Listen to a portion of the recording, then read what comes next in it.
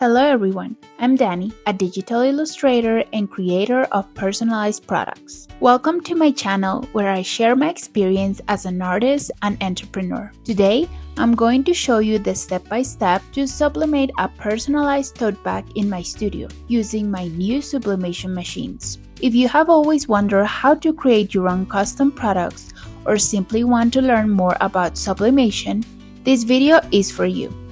I ordered these customizable tote bags to print with my personalized designs and images.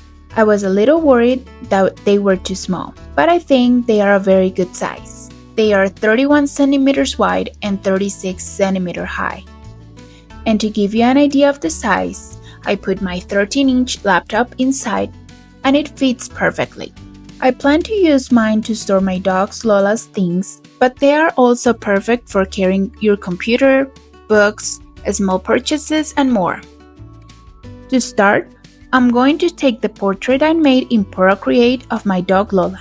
For this, I export it as a PNG file directly from the application and send it to my computer.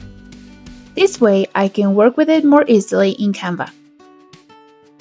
In Canva, I upload the image I created in Procreate. Here, I adjust the size and add the text with a very special message that says, "I'm Lola's mom" in Spanish. I think this app is great because it allows me to have full control over what the final design will look like. When I'm happy with the design, I download it in PNG format, making sure it has no background. This is super important so that the sublimation result is clean and professional. Now comes the time to print the design. Since my sublimation printer is new, I first make sure it is installed correctly and that my computer recognizes it. This may take a few minutes if it's your first time, but it's a crucial step. For sublimation, it is very important to print the image rotated horizontally, that is, in mirror mode. This is because the image is transferred directly from the paper to the fabric during the sublimation process, and when reversed, it will be right side up when printed on the tote bag. When I first print the image, it may look a little dull or faded. This is completely normal in sublimation. Real colors appear rich and vibrant only after they are heat transferred to the surface of the product. I decided to do a second test print, this time increasing the saturation of the design a little. This will allow me to compare both results and choose the settings that work best for future sublimations. Now, I heat up my sublimation machine so it's ready. While the machine heats up, I prepare the tote bag. First, I iron it lightly to remove any wrinkles that may interfere with the transfer of the design. For this step, I preheat the machine to 385 Fahrenheit and I am going to iron the bag for 55 seconds. If you're interested in seeing the unboxing of my sublimation products and learning more about the machines, I'll leave you the link in the corner. Then I use a roller to clean the bag and remove any hair or any lint that it may have. This step is essential because any particle on the surface could affect the final result of the design. Once the bag is ready, I place the image face down on the surface of the tote bag, making sure to center it well. So that it does not move during the transfer, I use heat-resistant tape to attach the image to the fabric.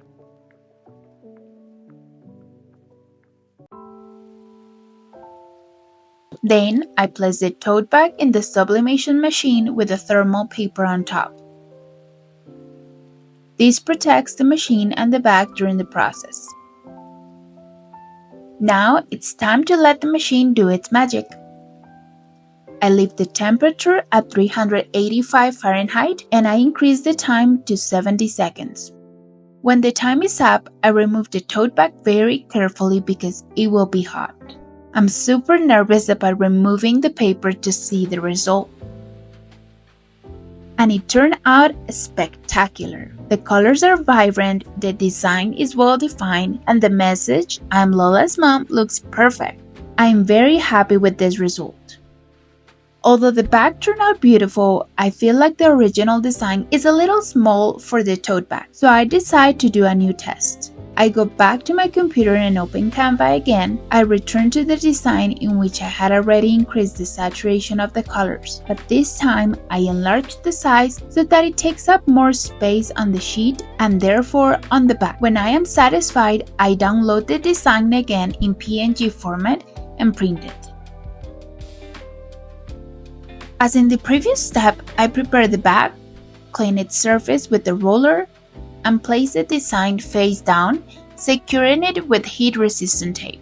I then use the heat press machine to transfer this larger design onto the tote bag. I set the machine to 385 Fahrenheit for 70 seconds, press the start button, and let it do its magic.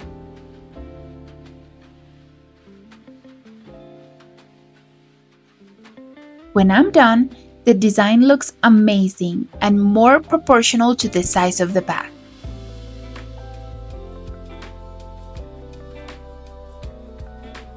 Here I show you a comparison between the two bags that I created. The bag on the right is the first one I printed, and you can see that the design is smaller and the colors look nice and just like in my illustration, while the bag on the left has a larger design and takes up more space. And you can see that the colors in the illustration are a little more intense. Let me know in the comments which one you like the most. To give it a more professional touch, I want to add my logo to the back of the bag. I go back to Canva and take my logo, copying it several times on the same sheet to make the most of the printing space.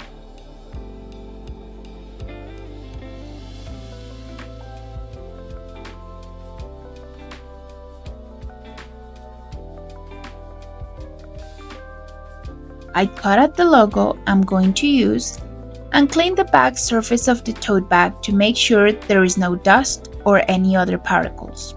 For this process, I use my HTVRont mini heat press. I set it to level 3, which is the highest level. I place the logo on the back of the bag, secure it with a heat-resistant tape, and I use the mini heat press to transfer the logo, pressing in even motions for about 1 minute.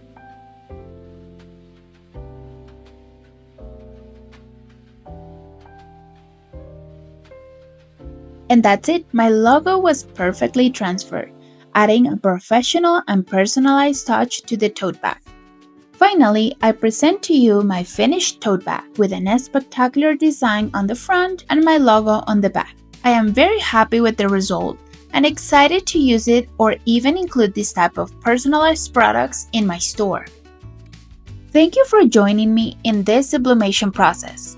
I hope this video has inspired you to create your own custom products. If you have any questions about sublimation or want more tutorials like this, let me know in the comments. Don't forget to subscribe if you haven't already, like the video, and share it with someone who also wants to learn sublimation. See you in the next video. Bye-bye!